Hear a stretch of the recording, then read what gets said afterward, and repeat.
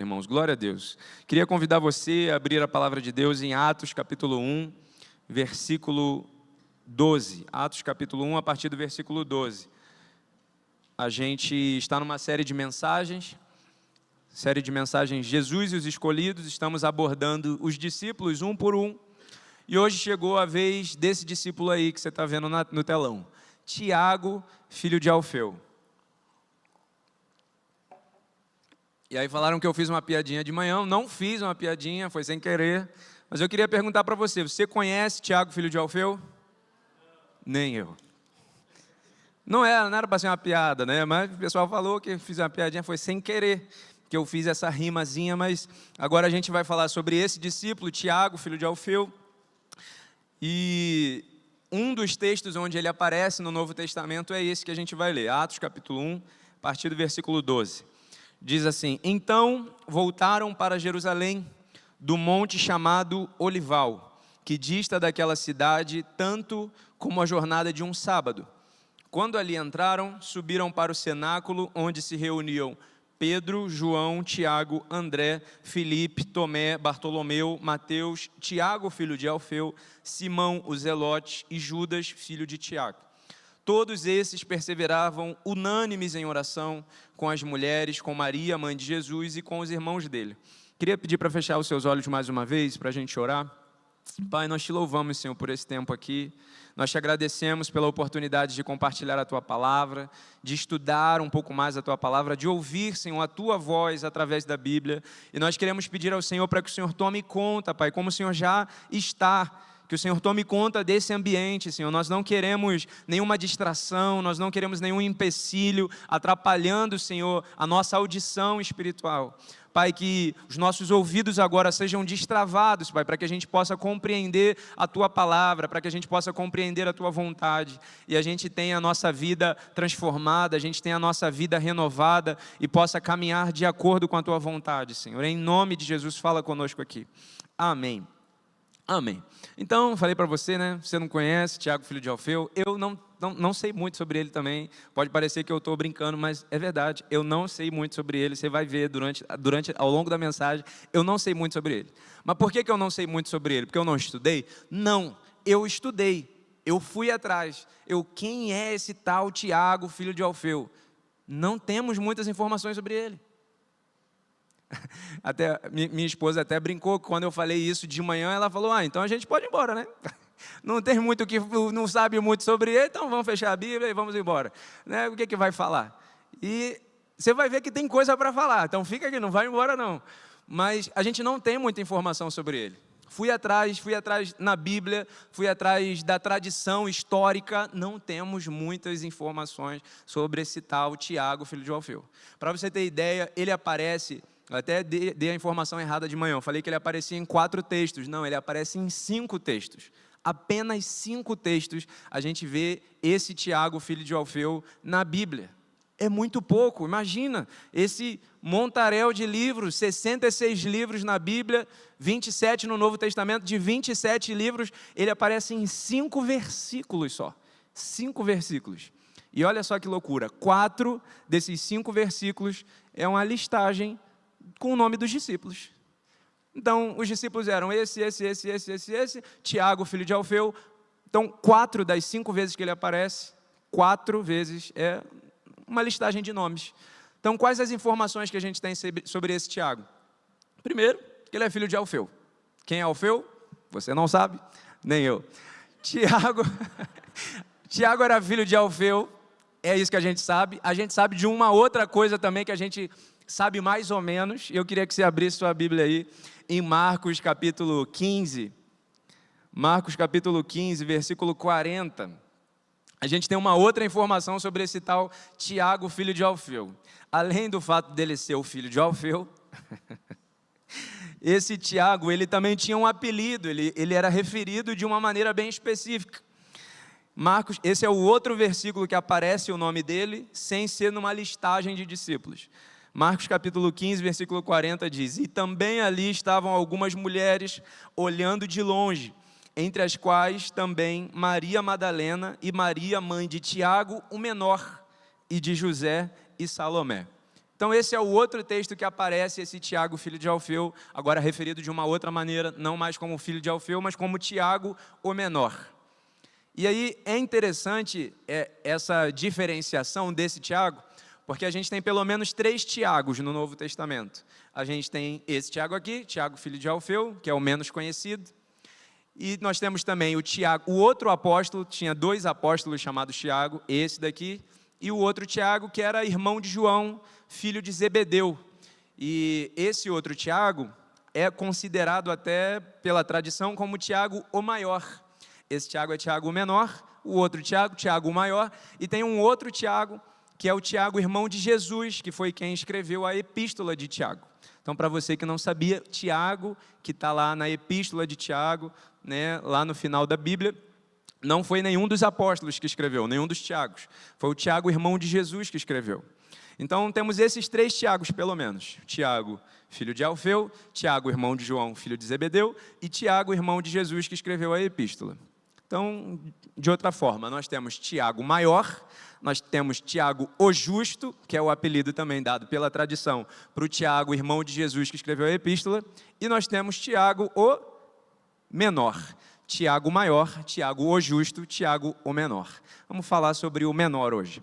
Tiago menor, a gente não tem certeza do porquê menor, né? Do porquê que ele ganhou esse apelido, porquê ele ganhou essa referência. Existem pelo menos 3 possibilidades. Uma possibilidade, que talvez seja a mais provável, a sua Bíblia pode não estar escrito menor aí, a sua Bíblia pode estar escrito mais jovem. Então pode ser que ele tenha essa referência porque ele era jovem. Então ele era o Tiago mais jovem, no meio dos Tiagos ali, ele era o mais jovem. Então essa é uma possibilidade, ele era o menor porque era o mais jovem. A outra possibilidade, Tiago menor porque ele era pequeno, né? Existe essa possibilidade também, ele podia ser de baixa estatura. Não vou fazer a piada que eu fiz de manhã, né? Que eu falei que de manhã eu me identificava bastante com esse tal de Tiago. E Tiago o menor, por causa disso da baixa estatura, e podia ser também Tiago menor, porque ele era o Tiago com menos influência, o Tiago com menos notoriedade. Então, nós temos essas 3 possibilidades, ou pela estatura, ou pela notoriedade, ou pela idade, né, por ser mais jovem. De qualquer forma, o apelido dele a referência dele era Tiago o menor. E aí eu não sei se isso te choca, né, o fato da gente ter pouca informação sobre esse Tiago. Porque se não te choca, eu acho que deveria te chocar. Porque assim, Jesus foi um mestre dos mestres, ele foi o cara, né? A gente tem um apego, claro, maior com Jesus, porque a gente entende que Ele é o Senhor da nossa vida, o amado da nossa alma, mas até se a gente não tivesse isso, a gente reconheceria o Jesus histórico, o tanto que Ele fez pela humanidade, o bem que Ele fez, como Ele revolucionou o mundo todo. Jesus foi o mestre dos mestres, e Ele escolheu de tantas pessoas, apenas 12 para segui-lo. Desses 12, era Tiago, filho de Alfeu. Você não acha que a gente deveria saber um pouco mais sobre esse tal Tiago, filho de Alfeu, já que ele ocupou uma posição tão importante, já que ele tinha uma função tão importante, ele era discípulo do mestre dos mestres. Ele não era discípulo de um qualquer. Ele não era seguidor de uma pessoa que chegou agora, né, começou a ficar famosinho agora. Não. Tiago, ele era discípulo de Jesus, do grande mestre. Ele era um dos 12, e a gente não sabe muito sobre ele. E o pouco que a gente sabe é que ele era o menor. E a primeira lição que eu queria trazer para nós hoje aqui, eu vou trazer através da vida de Tiago, 3 lições para nós, que Deus ministrou no meu coração. A primeira lição é: ser discípulo de Jesus não garante reconhecimento. Ser discípulo de Jesus não te garante reconhecimento. Porque Tiago, ele era discípulo de Jesus, ele era um dos 12, mas mesmo sendo um dos 12, ele era conhecido como o menor, ele era conhecido como filho de Alfeu. Não sei se você já, né, fez isso alguma vez, você foi explicar para alguém, falar de uma outra pessoa, para um amigo seu, né, uma pessoa que não é tão conhecida, e você foi lá e falou: sabe o fulano que é primo do ciclano, que é namorado da fulaninha? Sei e tal, tá. Você precisou dar toda uma lista de referências para que aquela pessoa identificasse de quem você estava falando. Foi isso que aconteceu no texto que a gente leu, em Atos capítulo 1, versículo 13. Coloca o texto para a gente, Atos capítulo 1, versículo 13. Lucas, que foi quem escreveu Atos, ele se refere... versículo 13 ou versículo 12? É o versículo 13 mesmo. Quando ali entraram, subiram para o cenáculo, onde se reuniam Pedro, João, Tiago. Você vê alguma referência aqui? Tiago maior, Tiago, filho de Zebedeu, Tiago, irmão de João. Esse primeiro Tiago aqui, não tem nem nada. Por quê? Porque todo mundo sabe quem é esse Tiago aqui. Pedro, João, Tiago, André, Felipe, Tomé, Bartolomeu, Mateus, Tiago, filho de Alfeu, sabe? O filho do Alfeu, o filho do Alfeu, esse Tiago. Simão, Zelote, Judas, filho de Tiago. Então, esse Tiago aqui, ele não era tão reconhecido, ele não era tão conhecido, tão famoso, quanto os outros Tiago. E talvez, gente, a gente, na nossa caminhada com Jesus, sendo discípulo de Jesus, a gente tenha criado algumas expectativas. E uma das expectativas que a gente pode ter criado é de ser conhecido, é de ter uma posição de destaque, é de ter uma posição, né, de ser notado. Não, quando eu começar a falar como Jesus me ensinou, quando eu começar a colocar em prática ali, né, as bem-aventuranças, quando eu começar, né, a viver bem certinho, não vai ter ninguém que me segure. Todo mundo vai olhar para mim e vai ver, aquele ali é um homem de Deus, aquele ali é um profeta, aquele ali é um pastorzão, aquele ali é uma mulher de oração, e eu vou ter destaque, eu vou ganhar notoriedade. Só que a gente vê através da vida de Tiago, filho de Alfeu, Tiago, o menor, que ser discípulo não nos garante reconhecimento. E aí eu queria que você refletisse, será que as suas atitudes, será que os seus esforços não têm sido motivados por reconhecimento, por querer ser notado, por querer ser reconhecido? Por que você faz o que você faz? Será que não é para ser aplaudido no final? Será que não é para ser, né, reverenciado depois de fazer aquilo ali? Não, depois que eu falar isso daqui... Não, eu coloquei uma frase aqui na pregação, que depois que eu falar essa frase aqui, vocês vão aplaudir de pé. Depois que eu falar isso daqui, vocês... Uau! Que revelação foi essa? Como assim? Será que essa é a motivação que nos faz escrever uma pregação? Será que essa é a motivação que nos faz cantar uma música? É muito complicado. Eu sou do louvor também. Para nós do louvor, o inimigo nos tenta nessa área. Na área de, não, dá aquela notinha, aquele agudo que só você consegue. Vai, dá aquele agudo, aquele grave que só você consegue. Para você ser notado, para você ter aquele destaque, para você ser aplaudido, para você ser, né? Não, para depois o pessoal bater nas suas costas e falar, rapaz, aquele é agudo. Por que nós fazemos o que nós fazemos? Será que é para ganhar aplausos no final? Será que é para ser reconhecido? Porque ser discípulo de Jesus não nos garante reconhecimento. E às vezes a gente caminha, né? Você pode ter sido de uma outra igreja, aqui você não vai viver isso. Mas você pode ter sido de uma outra igreja ou, né, ter visitado algum lugar que tenha prometido para você muitas expectativas. Muitas expectativas no sentido de que, se você caminhar bem certinho com Jesus, você vai viver uma vida de muitas facilidades. Você vai viver abençoado para a direita, para a esquerda, para a frente, para trás, por todo lado. O que você fizer, onde as suas mãos você colocar, será próspero. Eu não estou falando que isso daqui não pode acontecer, isso pode acontecer. Só que você não pode pautar a sua vida nesse tipo de expectativa. Na expectativa de que você fazendo tudo certinho, você com certeza será abençoado no final. Jesus, ele não nos prometeu apenas bem-aventuranças, apenas calmaria, apenas um pasto verdejante. Ele não nos prometeu apenas isso. Ele falou que a gente teria isso, mas não falou que a gente teria só isso. Pelo contrário, em João capítulo 16, versículo 33, ele fala, neste mundo vocês terão aflições. Então, a gente se engana quando a gente enche o nosso coração de expectativa de que, se a gente fizer tudo bem certinho, a gente vai viver uma vida só de rosas, só flores, só arco-íris, só nuvens, né? Não. As expectativas, elas nos impulsionam a fazer coisas para ser alguma coisa, ou para ter alguma coisa, se eu fizer isso daqui bem certinho, né, no final eu vou ser o tal. Se eu fizer isso daqui bem certinho, como diz o cronograma, no final eu vou ter a bênção, eu vou ser o cara. As expectativas nos impulsionam a fazer para ter, para ser.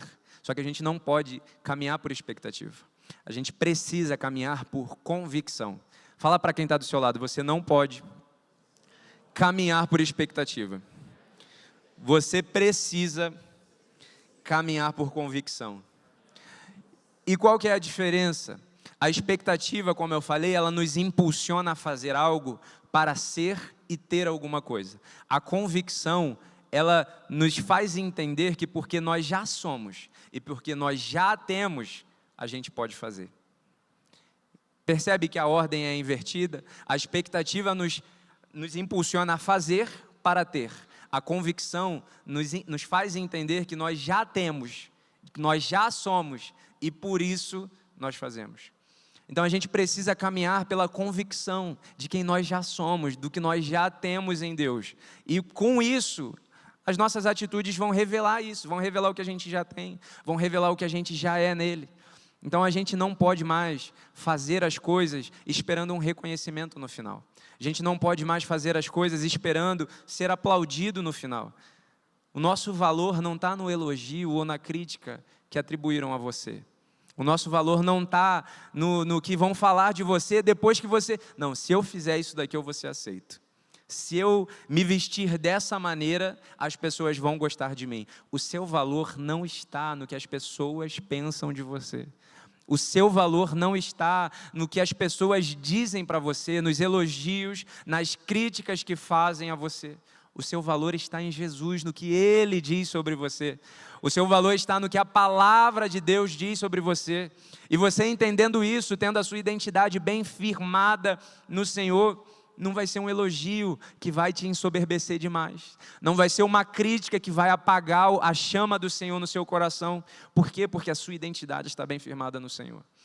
Então a gente precisa buscar afirmar a nossa identidade no Senhor, para não viver uma montanha russa. Quando me elogiam, eu estou lá em cima. Uau, eu sou demais, eu estou muito feliz. Quando me criticam, eu vou lá embaixo. A minha vida não presta, eu não sou ninguém. Quando a gente depende das críticas e dos elogios das pessoas, a nossa vida é assim, é altos e baixos. Agora, quando a gente tem a nossa identidade firmada na palavra de Deus, firmada na rocha, aí você pode me criticar, você pode me elogiar, eu sei o que eu sou no Senhor. Eu sei quem eu sou em Deus. E nem o seu elogio, nem a sua crítica vão alterar o que Ele pensa de mim. Porque Ele já disse quem eu sou. Ele já disse o quanto Ele me ama. Ele já disse qual é o propósito dEle para a minha vida. Se a gente andar firme e convicto nisso, não vai ser o reconhecimento ou a falta de reconhecimento que vai abalar, né, ou que vai modificar alguma coisa na nossa fé. Então, Tiago, filho de Alfeu, ele foi uma pessoa que ele tinha uma convicção, ele tinha a identidade dele firmada no Senhor. E por que eu digo isso para você? Porque o texto que a gente leu, né, Tiago, ele já era conhecido ali pelas pessoas como Tiago, o filho de Alfeu, ou como Tiago, o menor, para diferenciar ele dos outros Tiagos. Só que, mesmo assim, ele permaneceu com Jesus. Mesmo assim, ele continuou com Jesus. Por que eu digo isso para você? Porque o texto que a gente leu, de Atos, capítulo 1, versículo 13, não é um texto isolado. Atos, capítulo 1, versículo 13, Atos, capítulo 1, narra a ascensão de Jesus. Jesus morreu, Jesus ressuscitou, e agora Jesus estava subindo ao céu. E depois de Jesus subir ao céu, Atos, capítulo 1, versículo 13, vai dizer que aquelas pessoas estavam reunidas ali. Que pessoas? Os 11 discípulos. Por que não 12? Porque Judas Iscariotes, que traiu, já tinha morrido, né? Então, os 11 discípulos estavam ali. Os 11 discípulos permaneceram. Inclusive, Tiago, filho de Alfeu. Tiago, que não tinha reconhecimento. E aí, a minha pergunta para você hoje é: se você não for reconhecido, se você não for elogiado, se aqui na nossa igreja você não for reconhecido como gostaria de ser reconhecido, você fica? Você permanece? Se você não foi elogiado tanto quanto você gostaria, você fica? Você permanece? Tiago perseverou. Mesmo não sendo reconhecido, mesmo não sendo o maior Tiago, ele continuou com Jesus. E essa é a segunda lição que Tiago deixa para nós. Tiago nos ensina que ser discípulo requer perseverança. A primeira lição é: ser discípulo não garante reconhecimento. A segunda é: ser discípulo requer perseverança. Para ser discípulo, a gente precisa perseverar. E às vezes a gente não persevera por frustrações. A gente não permanece porque a gente é frustrado ao longo do caminho. Talvez o pastor possa te frustrar, talvez eu possa te frustrar, talvez um amigo possa te frustrar. Mas a frustração nasce de onde? A frustração nasce de uma expectativa que não foi suprida. Nasce de uma expectativa que não foi cumprida ali para você. Uma expectativa que você mesmo criou. Só que o que a gente falou ali no início? Que a gente não pode caminhar por expectativa. A gente precisa caminhar por... Você falou muito, você não está convicto. A gente precisa caminhar por... A gente precisa caminhar por convicção. Então, quando a gente caminha por convicção, a gente não coloca a expectativa no lugar errado. Não é que você não possa criar expectativa. Pode criar expectativa, mas coloque a sua expectativa no lugar certo. Porque se a gente colocar a expectativa no lugar errado, até Deus vai nos frustrar. Que isso? É verdade. Até Deus vai te frustrar se você colocar a expectativa no lugar errado. Para reposicionar os seus olhos, para mostrar para você que você não está caminhando com a motivação correta. Deus vai te frustrar. Palavra dura. Palavra dura, não é fácil dizer isso aqui, né? Talvez você tenha vindo hoje aqui, feriado, né? Estou querendo descansar, hoje eu vou ouvir uma palavra que vai, né, acariciar meu coração, me fazer um cafuné, né, que todas as promessas da minha vida vão se cumprir. Amém, irmão, que se cumpra mesmo tudo que Deus tem para você. Mas estou aqui para te dizer que Deus pode te frustrar. Deus pode te frustrar se você colocar as suas expectativas no lugar errado. Então, não caminhe por expectativa. Muito menos por expectativa de ser reconhecido, muito menos por expectativa de que alguém te elogie por alguma coisa que você fez. Talvez você não vá receber o elogio, talvez você não vá receber o reconhecimento, mas como eu falei, não deixe isso te afetar, porque você precisa ter a sua identidade firmada não no elogio, não na crítica do outro, mas no Senhor. Então, João Batista foi uma outra pessoa que entendeu isso. João Batista entendeu que ser discípulo não é fazer as coisas para ser reconhecido, mas para que conheçam o Mestre. Vou repetir, o discípulo não faz as coisas para ser reconhecido, mas para que conheçam o Mestre. Lucas capítulo 3, versículo 15, fala sobre isso que eu disse de João Batista. João Batista era uma pessoa em que as pessoas colocavam muita expectativa. O povo de Israel estava esperando pelo Messias, estava esperando pelo prometido, aquele que viria e salvaria, redimiria o povo de Israel. E aí quando viram com a autoridade com que João Batista pregava, quando viram que João Batista, né, era uma pessoa assim que falava mesmo, que fazia, acontecia, eles pensaram, será que não é ele? Será que ele não é o Messias? Será que não é ele o Cristo? E aí é nisso que a gente encontra ali, Lucas capítulo 3, versículo 15 e 16. Estando o povo na expectativa, fala comigo, expectativa, vamos? Expectativa, isso, bonito, bonito. E discorrendo todos no seu íntimo a respeito de João, se não seria ele, porventura, o próprio Cristo, disse João a todos, eu, na verdade, vos batizo com água, mas vem o que é mais poderoso do que eu, do qual eu não sou digno nem de desatar-lhe as correias das sandálias. Ele vos batizará com o Espírito Santo e com fogo. João está falando, eu não sou o Cristo. Eu não sou quem vocês estão esperando que eu seja. E é engraçado porque João tinha a chance aqui agora. João tinha a chance da fama. João tinha a chance de ser aplaudido. João tinha a chance de ser adorado. De ser o cara que teria mais seguidores. João estava ali com a oportunidade. Estava na cara do gol. Era só chutar. Era só chutar para fazer o gol e a torcida ia invadir o campo, abraçar João. João, João. Era isso que João... Era só isso. Assim, era só João falar, eu sou ele mesmo. Só isso aí que vocês estão pensando. Mas João falou, eu não sou ele, e eu não sou digno nem de desatar as sandálias do que vem depois de mim. No João capítulo 3, versículo 29, diz assim, o que ainda, nesse contexto de João explicando para o povo que ele não era o Cristo. O que tem a noiva é o noivo. O amigo do noivo que está presente e o ouve, muito se regozija por causa da voz do noivo, pois essa alegria já se cumpriu em mim. Convém que ele cresça e que eu diminua.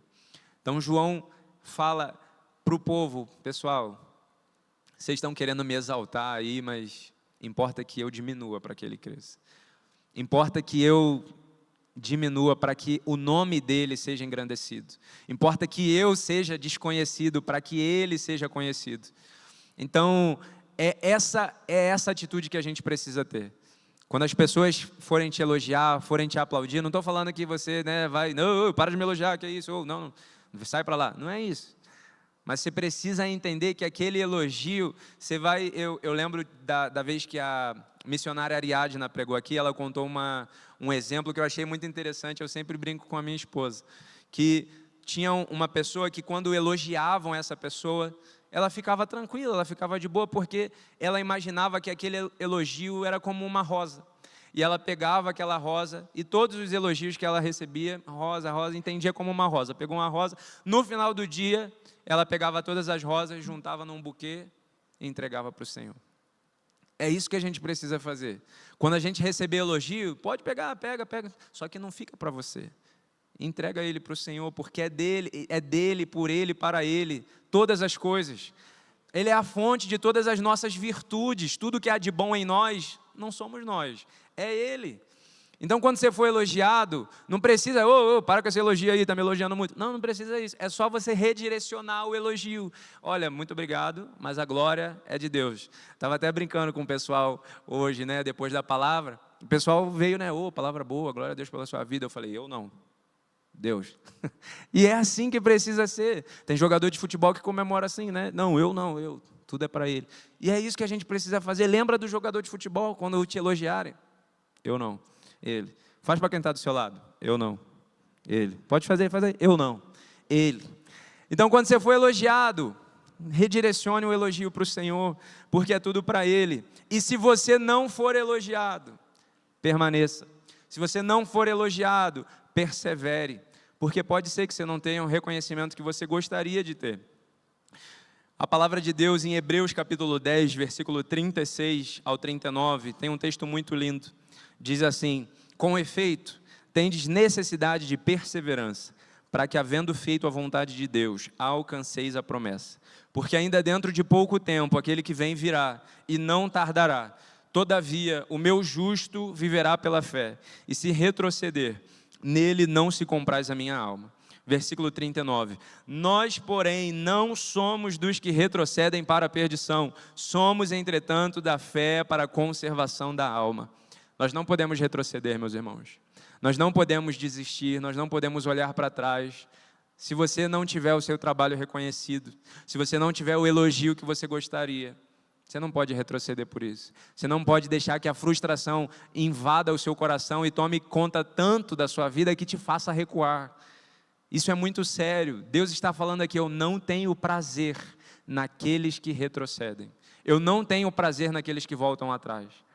E aí o autor de Hebreus fala, nós, porém, não somos dos que retrocedem para a perdição. Somos, entretanto, da fé para a conservação da alma. E olha o que o versículo 36 fala. Vocês têm necessidade de perseverança, para que, havendo feito a vontade de Deus, alcanceis a promessa. Então eu falei para você que Deus pode te frustrar, é verdade. Mas também é verdade que Ele tem promessa na sua vida, Ele tem promessa para a minha vida, é verdade. E você vai viver tudo que Deus tem para você. Você perseverando, você tendo feito a vontade de Deus, é o que está escrito aqui. A gente vai alcançar a promessa. E a principal promessa é estar com Ele, viver com Ele. A gente estava cantando aqui a música Alfa e Ômega e eu estava só imaginando, meu Deus, em breve a gente vai viver isso, Maranata, a gente vai estar com Ele, a gente vai estar subindo até as alturas com Ele, para viver a eternidade em adoração, para viver a eternidade na presença dEle. Que maravilha, a gente vai viver essa promessa, a gente vai viver isso, só que a gente precisa perseverar. Jesus falou para os discípulos, em Marcos capítulo 10, versículo 29 e 30, tornou Jesus: em verdade vos digo que ninguém há que tenha deixado casa, ou irmãos, ou irmãs, ou mãe, ou pai, ou filhos, ou campos por amor de mim e por amor do Evangelho, que não receba já no presente o cêntuplo de casas, irmãos, irmãs, mães, filhos e campos, com perseguições, e no mundo por vir a vida eterna. Então há sim benefícios em seguir Jesus. Não é só a tribulação, não é só a aflição. Tem também as coisas boas, tem. Jesus prometeu isso para nós. Não só no presente, como no futuro, como a vida eterna. Então, Ele não mente para nós. Ele fala para a gente, vai ter bênção sim, mas também vai ter perseguição. Mas também vai ter aflição. Então, a gente precisa alinhar a nossa visão de reino de Deus. A gente precisa alinhar a nossa visão de discipulado. O discipulado de Jesus não é um convite simplesmente para pastos verdejantes e águas tranquilas. Quando Jesus ele convida os discípulos para seguirem Ele, Jesus fala: quem quiser me seguir, tome a sua cruz, negue-se a si mesmo e siga-me. Então o que Jesus está prometendo não é uma coroa, é uma cruz. O que Jesus está prometendo não é a facilidade, é renúncia, é sacrifício. É isso, caminhar com Jesus é isso, vai exigir de você renúncia, vai exigir de você sacrifício. E eu queria que nesse momento você pensasse sobre isso. Como que está a sua caminhada com Jesus? Está uma caminhada muito fácil? Está uma caminhada tranquila? Está uma caminhada sem muito envolvimento? Não precisa abrir mão de muita coisa para seguir Jesus, não. Tudo bem, eu consigo conciliar bem aí a vida com Deus e minha vida particular, né? Meu trabalho. Se está assim, provavelmente você não está seguindo Jesus. Se está muito confortável, provavelmente você não está seguindo Jesus. Porque Jesus falou que a gente precisa, e a gente cantou isso aqui. Jesus nos convida a largar tudo e não olhar mais para trás. Seguir a Ele. Foi assim com os discípulos. Ele falou: vem, e todo mundo que estava fazendo alguma coisa parou de fazer e imediatamente seguiu o Mestre. É isso, a vida com Jesus é largar aquilo que não tem a ver com Ele, que não tem a ver com o propósito dEle para nós, e seguir a Ele. Então, se está muito confortável para você, a caminhada com Jesus, provavelmente você não está negando a si mesmo. E o convite de Jesus para nós é: tome a sua cruz. Cruz é confortável, sim ou não? Cruz é confortável, sim ou não? Não é confortável. Então a caminhada com Jesus não vai ser confortável. A porta é estreita. Para vocês, estreita. Para mim, estreita. A porta é estreita. Então a gente não vai viver uma vida de facilidades. A gente vai ter que passar ali, renunciando muita coisa, abrindo mão de muita coisa, para que a gente consiga passar pela porta, para que a gente consiga caminhar com Jesus. A vida com Jesus é uma vida de renúncia, é uma vida de perseverança, é uma vida de sacrifícios. E Tiago, ele nos ensina isso, que mesmo ele tendo sacrificado talvez a reputação dele, o reconhecimento dele, ele continuou, ele perseverou. E a gente não sabe ao certo como ele morreu. Uma das poucas informações que a gente tem é a possibilidade de como ele morreu. Tiago, ele talvez tenha morrido apedrejado.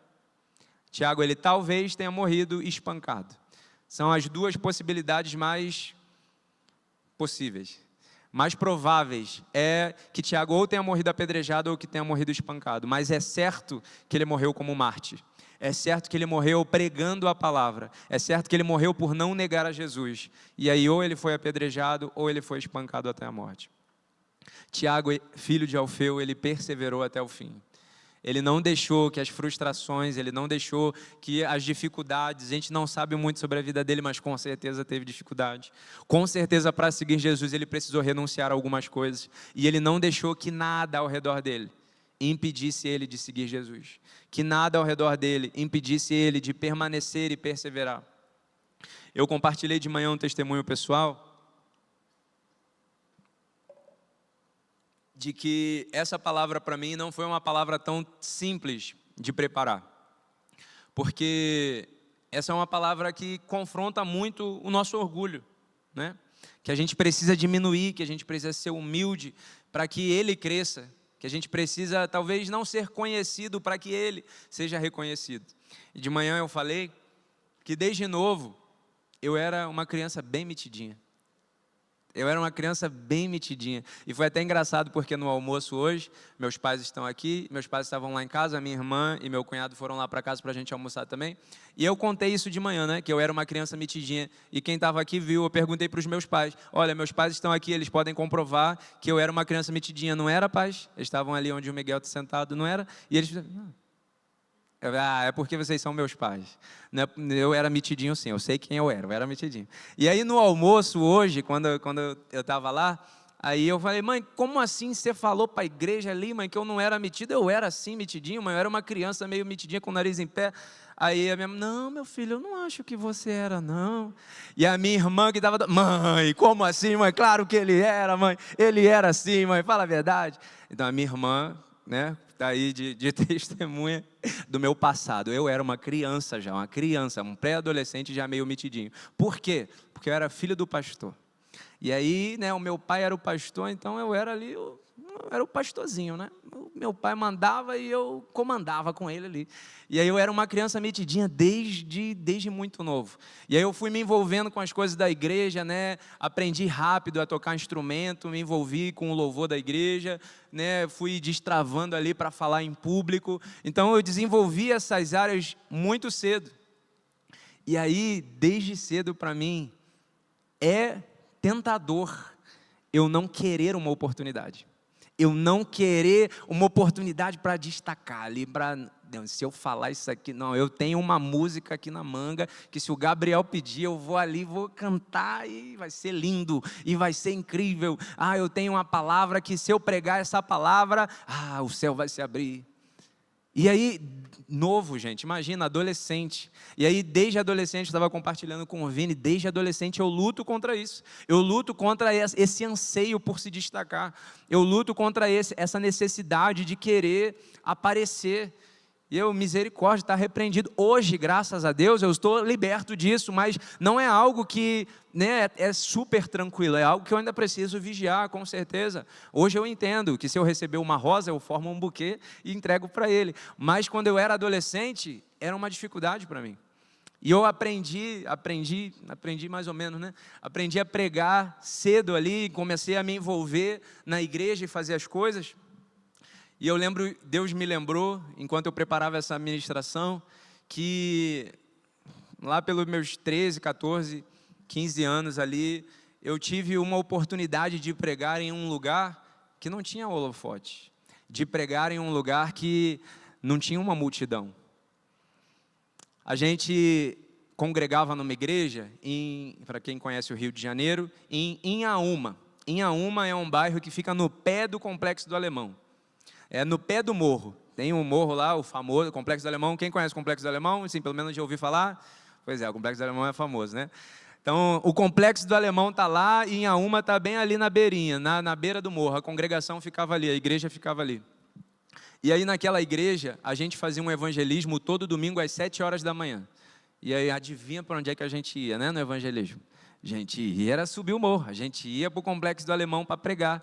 E tinha um pastor lá que ele era muito ousado, muito usado por Deus. Estava compartilhando com o Felipe algumas experiências. O cara era louco por Jesus. Ele fazia umas coisas assim que eu e você não teríamos coragem de fazer.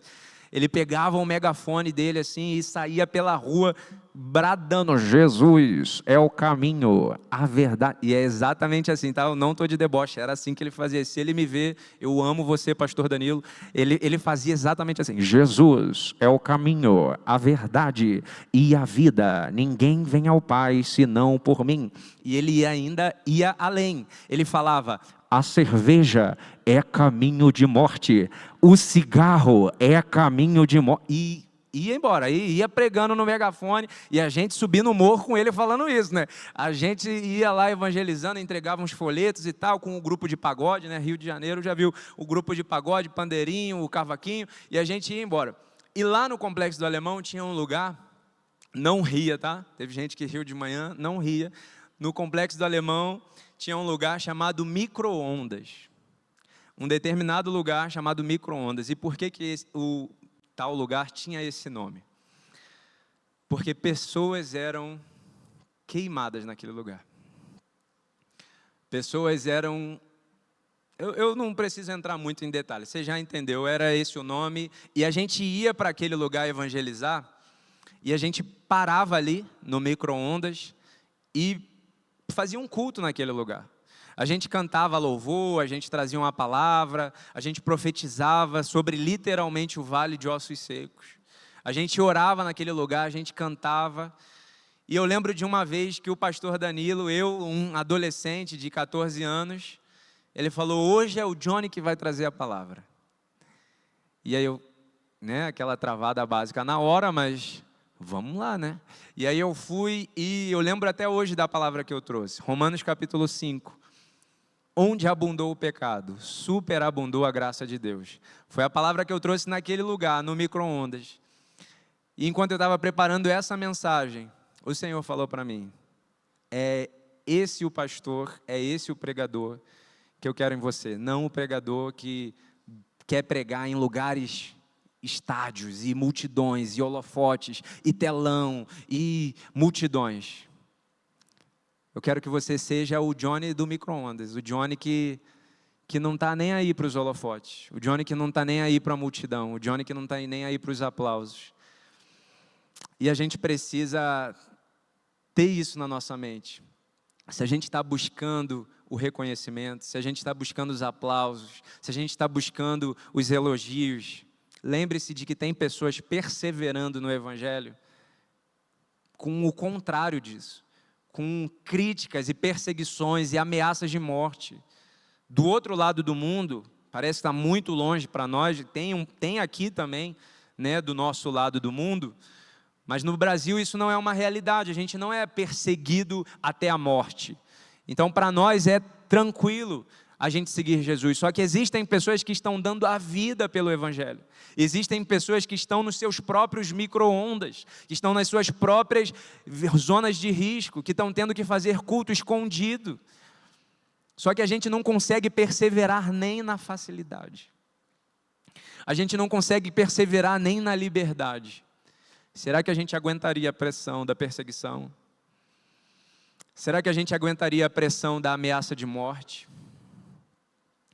Que a gente tenha isso na nossa mente quando a gente pensar em desistir. Tem gente passando por um aperto muito maior e está perseverando. Tem gente passando por um aperto muito mais cruel. Tem gente correndo risco de vida e está permanecendo. Será que a gente tem o direito de voltar atrás? Será que a gente tem o direito de, não, o pastor não me deu oportunidade, o pastor não deixou eu cantar aquele dia, o pastor não deixou eu pregar aquele dia, eu não vou ser mais dessa igreja não. Onde é que estão os nossos olhos? Onde estão os nossos olhos? Onde é que está a nossa motivação? A nossa motivação está no reconhecimento, a nossa motivação está em querer se destacar? Não pode ser isso, irmãos. A gente precisa fazer como João Batista, convém que ele cresça e eu diminua. E quando eu falo diminuir, não significa que a gente vai desaparecer, porque anonimato não é sinônimo de relevância. Isso é algo importante para você gravar. Anonimato não é sinônimo de relevância. Então você não vai se esconder, você vai diminuir. Até porque Jesus falou que, como nós somos a luz do mundo, a gente precisa estar num lugar onde todo o ambiente é iluminado. As nossas obras precisam sim ser vistas. Só que elas precisam ser vistas não para mostrar o quanto a gente brilha, mas elas precisam ser vistas para que o nome dele seja glorificado. Amém? Para que o nome dele seja glorificado é que a gente pode mostrar e pode até estar em uma posição de destaque. Se a gente estiver em uma posição de destaque, que olhem para nós, mas não vejam a nós, vejam a Ele. Que olhem para nós e não vejam as nossas próprias atitudes, mas vejam as atitudes de um discípulo de Jesus.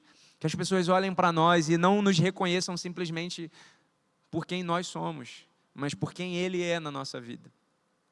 E a gente não pode deixar com que as nossas tribulações, as nossas aflições, as nossas frustrações nos impeçam de perseverar. 2 Coríntios capítulo 4, versículo 17 diz: a nossa leve e momentânea tribulação produz para nós eterno peso de glória, acima de toda comparação. Porque para mim tenho por certo que os sofrimentos do tempo presente não podem ser comparados, Romanos capítulo 8, versículo 18, perdão. Porque para mim tenho por certo que os sofrimentos do tempo presente não podem ser comparados com a glória que há de ser revelada em nós.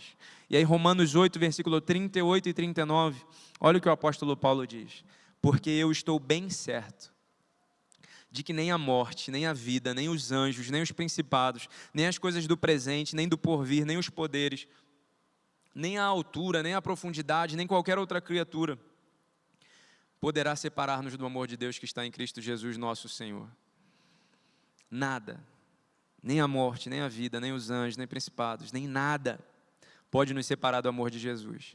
E o versículo anterior a esse, Romanos capítulo 8, versículo 37, diz: em todas essas coisas, porém, nós somos ou seremos? Somos mais do que vencedores, por meio daquele que nos amou. Repare que não é uma expectativa. Nós seremos, mas não, nós somos, é uma convicção. Nós somos mais do que vencedores por meio daquele que nos amou. E aqui que está o segredo de Paulo, o segredo de Tiago, o segredo dos outros discípulos. A convicção deles no amor de Jesus. Por meio do amor dele, a gente é mais do que vencedor. Por meio do amor dele, a gente persevera. Por meio do amor dele, a gente faz o que a gente faz. Por meio do amor dele, a gente acredita. Por meio do amor dele, a gente continua. É por meio do amor dele. A gente precisa caminhar e continuar convictos do amor de Jesus. Então, por que a gente vence? Porque ele nos amou. Vamos falar isso aqui hoje? Eu falo e vocês respondem, eu pergunto e vocês respondem. Já vou te dar o gabarito aqui. O gabarito é porque ele me amou, ok? Por que a gente vence? Por que a gente continua? Por que a gente acredita? Por que a gente ama? Isso precisa entrar na nossa mente, isso precisa entrar na sua mente. A gente precisa dessa convicção de que ele nos ama. Se a gente tiver isso bem convicto no nosso coração, não vai ser um reconhecimento ou uma falta de reconhecimento que vai nos colocar lá em cima ou colocar a gente lá embaixo. Se a gente tiver essa convicção, não vai ser uma derrota que vai fazer a gente se sentir perdedor. Porque por meio daquele que nos amou, eu tenho a convicção de que eu sou mais do que vencedor. Por meio daquele que me amou, eu não serei, mais do que vencedor. Tiago, filho de Alfeu, com certeza tinha essa convicção no coração dele, que Jesus amava ele. Jesus, a palavra de Deus fala isso, que tendo estado com eles, Jesus amou eles até o fim. E ele deixa esse ensinamento para os discípulos: agora vocês vão amar uns aos outros como eu vos amei. Um novo mandamento vos dou: amem uns aos outros como eu vos amei. Então Tiago, ele tinha essa convicção de que ele era amado por Jesus. E aqui está a última lição que eu queria compartilhar com você hoje. A primeira foi: ser discípulo de Jesus não garante reconhecimento. A segunda foi: ser discípulo de Jesus requer perseverança. E a terceira, Tiago mostra para nós que mesmo sendo falhos, mesmo sendo os menores, mesmo sendo pequenos, ele nos ama. Então, ser discípulo de Jesus é privilégio dos menores. Ser discípulo de Jesus é privilégio dos menores. Você pode falar isso para umas 3 pessoas aí? Fala assim: que bênção, hein, meu irmão? Ser discípulo de Jesus é privilégio nosso. Ser discípulo de Jesus é privilégio nosso, é privilégio dos menores. Nós podemos segui-lo. Nós podemos segui-lo porque é privilégio dos menores. Seguir a Jesus é privilégio dos menores. Seguir a Jesus é privilégio dos pequeninos. E aí você pode me perguntar: ué, mas Johnny, não tinha o Tiago maior também? Tiago não era o Tiagão? Tinha o Tiaguinho e tinha o Tiagão. O Tiagão não era discípulo de Jesus também? Era.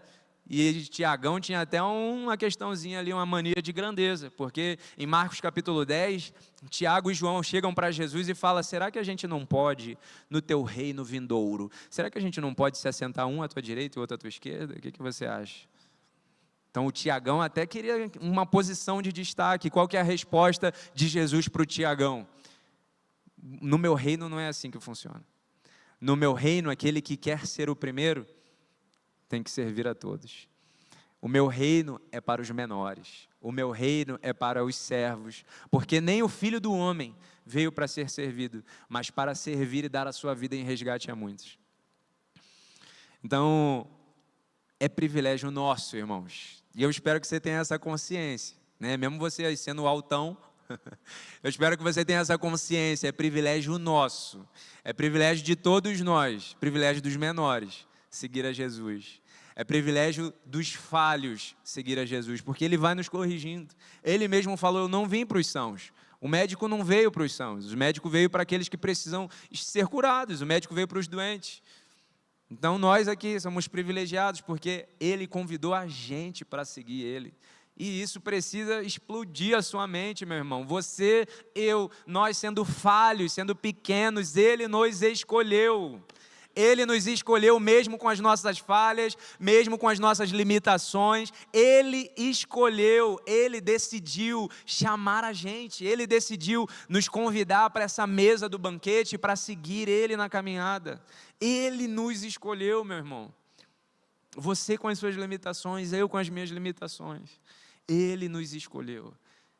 Ser discípulo de Jesus é privilégio dos menores. E a banda pode subir. E eu espero muito, né, como eu falei, que você tenha essa consciência de que você não é grande, né, mas que você se enquadra aqui nisso que eu falei, de que você é um dos menores, porque tinha um homem que ele era muito bom na Bíblia. Tinha um cara que era bom. Eu não sei qual que é o nome dele, mas ele era bom. O cara era bom. A gente não sabe, ninguém sabe o nome dele, nem você sabe o nome dele, certeza. Será que você sabe? Se você souber, você me fala. Qual que era o nome do jovem rico? Você sabe o nome do jovem rico? Alguém? Levanta a mão aí. Se alguém souber o nome do jovem rico, levanta a mão. Ninguém sabe o nome do jovem rico. Mas ele era um cara bom, isso a gente sabe. Ele era um cara bom. Por quê? Porque ele chegou para Jesus e falou, mestre, o que eu preciso fazer para herdar a vida eterna? Jesus falou, primeiro que bom, só um. Bom, só Deus. Né? Primeiro de tudo, Jesus já dá uma cortada nele, né? Que é isso, Jesus, não deu nem um bom dia. Já dá uma cortada nele, já é bom só um, bom só Jesus, só Deus. Né? Provavelmente aquele cara, né, já tinha chegado ali com o peito estufado, nariz em pé. Senhor, o que eu preciso fazer para herdar a vida eterna? Né? Porque eu já cumpro os mandamentos, eu já observo tudo, faço tudo bem direitinho. Ah, você faz tudo isso? Faço. Então só falta uma coisa, vende tudo e me segue. E aí ele foi embora triste, porque ele tinha muitas riquezas. Ele não seguiu Jesus, porque ele tinha muitas riquezas. Mesmo ele fazendo tudo bem certinho, bem direitinho, ele foi embora. E aí uma coisa que Deus ministrou ao meu coração é que, de qualquer forma, irmãos, a maioria de nós vai ser desconhecido. Não é todo mundo que vai ser famoso, não. Talvez, pode ser, algum de nós aqui fique famoso, tenha uma posição de destaque, mas a maioria de nós aqui não vai, né, ser super famoso, não. Só que você pode escolher o tipo de anonimato que você vai viver. Você pode ser um anônimo discípulo de Jesus, ou você pode ser um anônimo por recusar Jesus. O jovem rico, a gente não sabe o nome dele, porque ele recusou Jesus. Talvez a gente saberia o nome dele se ele decidisse seguir Jesus. E talvez não, porque não é isso que importa, não é o nosso nome que importa. É o nome dele. Só que você precisa escolher o seu anonimato.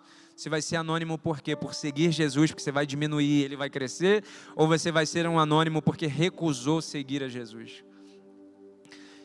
E essa semana eu estava vendo um vídeo de um pastor que ele falava que Jesus ele não morreu pelo nosso pior. Jesus não morreu pela sua pior versão. Como assim? Ele não morreu pelos meus pecados terríveis? Morreu também, mas não foi só por isso que ele morreu. Não morreu pelo seu pior. Jesus morreu pelo seu melhor. Como assim? Jesus morreu pelo seu melhor porque o seu melhor não é suficiente. O seu melhor não é suficiente para ser salvo, para herdar a salvação. Aquele jovem rico, ele era o cara, ele era muito bom, ele seguia todos os mandamentos. Ele era muito bom, só que o melhor dele não era suficiente para que ele fosse salvo. Não era suficiente para que ele herdasse a vida eterna. Jesus falou, o que você precisa é me seguir. O suficiente para nós é Jesus. Só Jesus é suficiente para nós. nem o nosso melhor, nem a nossa melhor versão. Não, eu quero ser a minha melhor versão. Pode tentar ser a sua melhor versão, não tem problema. Mas o que você realmente precisa é seguir Jesus. Seguindo Jesus, você vai ser um discípulo de Jesus e vai viver tudo o que Ele tem para a sua vida. Eu queria convidar você a se colocar de pé e fechar os seus olhos. Se você tem se preocupado, meu irmão, com o reconhecimento que tem te faltado, se você tem se frustrado com muitas pessoas, porque não tem recebido delas o devido valor, saiba que o seu valor não está no que as pessoas dizem sobre você. O seu valor não está no que as pessoas pensam sobre você. O seu valor está no fato de Ele ter te amado. Jesus te amou, apesar das suas limitações, apesar das suas falhas. E isso precisa trazer conforto e alegria para os nossos corações. Essa palavra não é uma palavra só de confronto, é uma palavra de conforto também. A boa nova do Evangelho é isso. Jesus morreu por nos amar. Jesus morreu por nós, por nos amar. Mesmo pelas nossas falhas, mesmo pelos nossos acertos que não eram suficientes. Ele escolheu nos amar. Ele morreu por nós, para nos salvar. Importa que Ele cresça e a gente diminua. Importa que a gente persevere e Ele continue glorificando o nome dEle através das nossas vidas. Jesus falou que vai chegar naquele grande dia e vai ter gente que vai falar para Ele: Jesus, mas no Teu nome eu preguei, no Teu nome eu curei, no Teu nome eu expulsei demônios. E Jesus vai falar: apartai-vos de mim porque eu não vos conheço. Tem pessoas que vão ser muito conhecidas, que já são muito conhecidas pelos homens, mas são pouco conhecidas por Jesus. Eu não sei você, mas eu prefiro ser desconhecido pelos homens e conhecido por Jesus, do que conhecido pelos homens e desconhecidos por Jesus. Se você é uma dessas pessoas que quer assumir um compromisso de fazer o nome dele conhecido, de conhecê-lo e fazer o nome dele conhecido, eu queria convidar você a vir aqui à frente nessa noite. E a gente vai orar junto, a gente vai assumir esse compromisso diante de Deus. A sua caminhada até aqui é um símbolo, é uma demonstração, uma expressão. Você falando para Deus: Deus, eu entendi o que o Senhor quis falar comigo nessa noite. E eu não quero aparecer, eu não quero ter uma posição de destaque, eu não quero ser influente por minha própria causa, mas eu quero ser influente para que o Teu nome seja glorificado, para que o Teu nome seja conhecido. Eu não quero ser reconhecido, mas quero fazer o Teu nome conhecido. Se algum desses pontos que eu falei hoje tocou no seu coração, saia do seu lugar, venha aqui à frente, vamos orar juntos. Se você entende que você precisa perseverar um pouco mais, se as frustrações da vida, se as dificuldades, os sofrimentos têm tentado te fazer recuar, eu queria convidar você aqui à frente. A gente vai orar junto e vai pedir ao Senhor: Senhor, me ensina a ser perseverante, independente das circunstâncias. Se você tem sido tentado a ser paralisado, eu queria que você viesse aqui à frente para a gente orar junto. Você não pode parar, meu irmão, eu não posso parar. Você não pode recuar, eu não posso recuar. O Senhor deseja que a gente continue a nossa caminhada em direção a Ele, em direção ao alvo, para o prêmio da soberana vocação de Deus em Cristo Jesus. Faça a sua oração enquanto a gente canta essa música. Você que está no seu lugar e deseja vir, não perca essa oportunidade de assumir esse compromisso com Deus. Compromisso de diminuir para que Ele cresça.